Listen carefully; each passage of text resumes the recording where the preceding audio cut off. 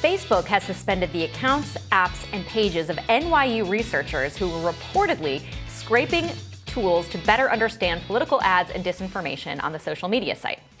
According to Facebook, NYU's Ad Observatory project was using unauthorized means to access and collect data for their research. One researcher disputed that statement on Twitter, saying, in part, Facebook should not be able to cynically invoke user privacy to shut down research that puts them in an unflattering light, particularly when the users Facebook is talking about are advertisers who have consented to making their ads public. Research director at the American Economic Liberties Project, Matt Stoller, joins us now to weigh in. Matt, thank you so much for joining us. So I can see Facebook's point on this. You know, this is kind of reminiscent of Cambridge Analytica in a little way, where it's, look, we don't want people going, applications or organizations going and collecting data. So, in a matter of principle, we've got to shut this down. What do you think? So the difference between Cambridge Analytica and this is that Cambridge Analytica, they were collecting data for one purpose and then using it for a different purpose. So there was an act of deception. There's no deception here. These are just a bunch of researchers that are getting permission and that are saying, we want to look at how political ads work. And Facebook is saying, no, we can't allow you because we have signed this consent decree with the Federal Trade Commission that says that we have to protect user privacy. It's just a cynical pretext because Facebook just doesn't want them poking around in how they actually run their business. Yeah, can you talk a little bit more about that, Matt? Because, Facebook is using privacy here as the excuse, but in my mind, they don't care at all about privacy. And this is much more about protecting what is their sort of massive cash cow, which is political ads. So can you get into sort of what these researchers were doing and why, or if it was important? Well, what I understand is they were looking at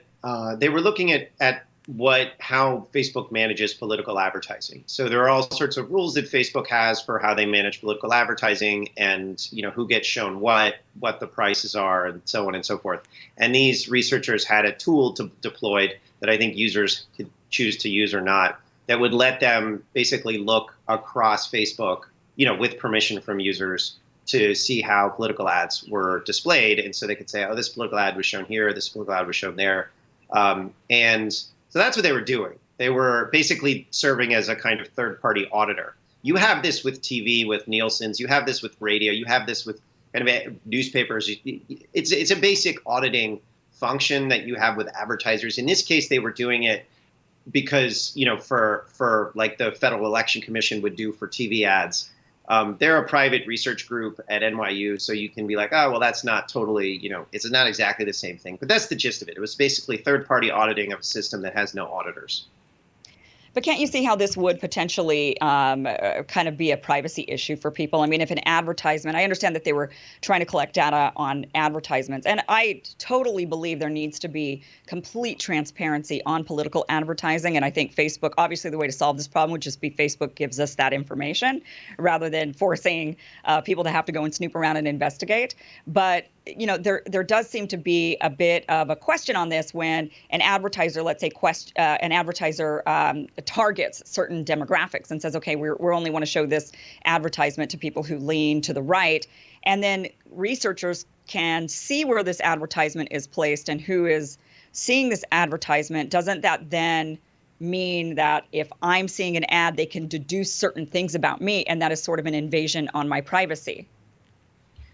Well, you'd have to give them permission to look at it. So no, it wouldn't matter unless you were like, yeah, sure, you can look at my at the ads I see. I don't think it would. I don't think it'd be particularly relevant. But the point is that Facebook has promised certain things about ads, right? We're going to run political ads at this time, and we're not going to run political ads at this other time. We're going to deal with certain ads that have certain types of content characteristics and not others. And they just lie all the time, and no one is checking up on them. And like you can say, oh, well, it's kind of annoying that these people are checking up on them or not. But the basic problem here is that Facebook surveils its users, lies routinely, just constantly is committing crimes. And then when a group of nerds at NYU are like, we'd like to look at your ads and see if there's, if you're paying attention to your own stupid rules, Facebook then jumps on, just pretends that they are legally obligated to exclude them, which is another lie. So the problem here is you have this crazy lawless corporation that's run by a sociopath and, has done all sorts of terrible things globally. And this is just like a minor example of them bullying a group of nerds because they don't want to be held accountable for anything that they do. And I think it's insane that we even have to talk about Mark Zuckerberg. Like, what kind of society do we live in that this guy has so much power and we can't get our government to do, to actually like break up the firm and regulate them and like stop them from inducing genocides and other things like that. Like, that's what this is really about. I think that goes to sort of my feeling on it, which is, okay, if we take the assumption that, the privacy claim here is pretextual, then what they really don't want is the accountability that would come with this type of transparency. What is it that they're doing with these political ads that they're so afraid of, that this group would find? What is it that requires the transparency? I don't know. That's why they don't want anyone to look. I mean, that's kind of the point. But my guess is that they are just annoyed because every time they make a promise, and, they lie about everything because they never bother to follow through on any of their promises, these guys will probably bust them. They'll probably say, oh, we won't take ads from this group, right? And then they will, either because they want the money or because, they're badly managed or whatever. They just don't want to be held accountable because they are constantly lying and they don't like to be called out on their lies. It annoys them. Yeah, I mean, I think everybody involved in this situation is, I don't like the entire situation at all. I don't like Facebook and Facebook's role of, not wanting to have any sort of transparency. I think they absolutely need to give us some transparency on political advertisements.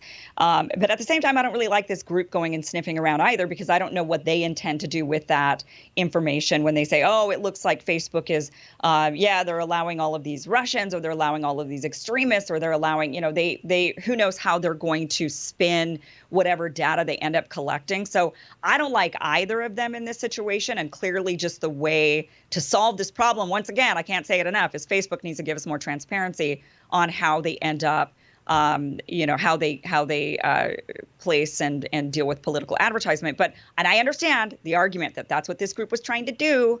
But again, I don't really trust this group either. I mean, do you trust the group?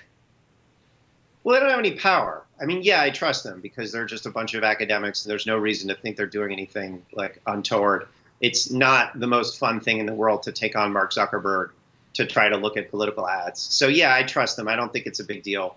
But, the fundamental problem here is Mark Zuckerberg should be in jail. Like, that's the issue. It's not don't get distracted by a group of researchers that are trying to figure out what Facebook is doing. Mark Zuckerberg routinely lies, routinely commits fraud.